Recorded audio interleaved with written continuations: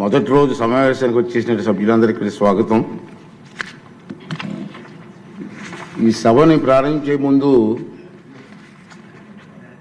రెండు విషయాలు కొన్ని మీతో మాట్లాడాలనుకుంటున్నాను. నేను ఏంటంటే నిన్న సభలో జరిగినట్టు సంఘటన మీ అందరూ చూశారు. నాకైతే చాలా బాధ అనిపించింది. ప్రజాస్వామ్యంలో మన రాష్ట్రంలో ఉన్నతమైన సభ ఈ సభ. ఆ సభకి ప్రసంగించడం కోసం ముఖ్య అతిథిగా గవర్నర్ గారిని అతిథిగా మనం ఆహ్వానించుకున్నాం. అతన్ని గౌరవించవలసిన బాధ్యత అందరూ సభ్యులందరూ ఉంది, మీ అందరికీ తెలిసిన విషయమే. అటువంటి గవర్నర్ గారు ఉపన్యాసం చేస్తున్నప్పుడు నిన్న జరిగిన సంఘటన సభ్య సమాజం సిగ్గుపడవలసిన విషయం నేను భావిస్తున్నాను. నిన్న జరిగిన సంఘటన మీరు కళ్ళారా చూశారు, మీరు అందరూ కూడా, మీరే కాదు ప్రజలందరూ చూశారు. ఒక ముఖ్యమంత్రిగా పనిచేసిన వ్యక్తి, ఒక పార్టీకి అధ్యక్షుడిగా ఉన్న వ్యక్తి, పార్లమెంటు మెంబర్గా కూడా పనిచేసిన వ్యక్తి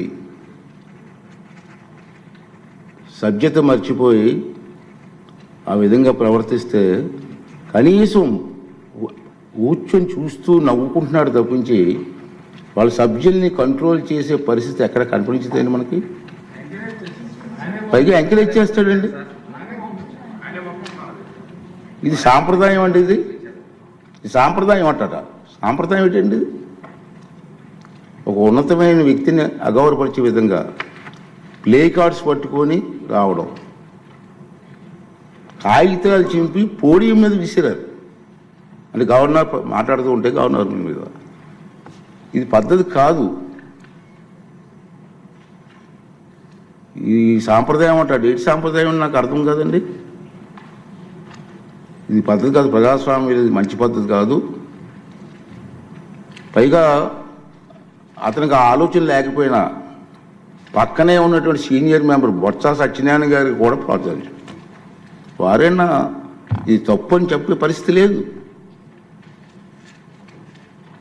ఇటువంటి సంఘటనలు రాబోయే రోజులు జరగకూడదు అనేది నా తాలూకు ఆలోచన విధానం. మీరందరూ కూడా గమనిస్తూనే ఉన్నారు. ఇది ఎందుకు చెప్తానంటే ఇప్పటికైనా విజ్ఞతతో ప్రవర్తించాలని చెప్పి ఆ సభ్యులందరినీ కోరుకుంటున్నాను. సభ ద్వారా ప్రజాస్వామ్యం పెద్దలు మనకు ఎంతో ప్రజాస్వామ్యాన్ని ఇచ్చారు, రాజ్యాంగాన్ని ఇచ్చారు. రాజ్యాంగానికి అనుగుణంగా మనం ప్రవర్తించాలి తప్పించి మన ఇష్టం వచ్చిన మాట్లాడుకుంటాం.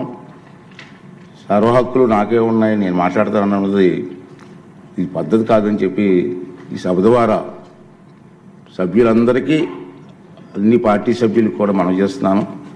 అదే ప్రజలు కూడా దీన్ని గమనిస్తున్నారనే విషయాన్ని కూడా మనం చూసుకోవాలి. ఉంది మన గవర్నర్ ప్రసంగం అయింది నిన్న. ఈరోజు గవర్నర్ ప్రసంగం మీద చర్చ ఉంది. వాళ్ళకి ఏమైనా అభ్యంతరాలు ఉంటే ఈ చర్చలు పాల్గొనవచ్చు కదా, మాట్లాడే అవకాశం మనం ఇస్తాం కదా. ఈ రోజంతా మాట్లాడవచ్చు. మీరు హౌస్కి వచ్చి మీరు మాట్లాడకుండా మీ ఇష్టం వచ్చినట్టు ఈ విధంగా ప్రవర్తించడాన్ని అందరం కూడా ఖండించవలసిన అవసరం ఉంది. ఇటువంటి సంఘటనలు రాబోయే రోజుల్లో జరగకూడదు అనేది నా తాలూకు అభిమతం. ఈ రెండు విషయాలు మీ ముందు చెప్పాలని నేను ఈ మాట్లాడుతానని చెప్పి మనం చేస్తూ, మరి ఇప్పుడు ఈ సభలో, ఈ జరగబోయే సభలో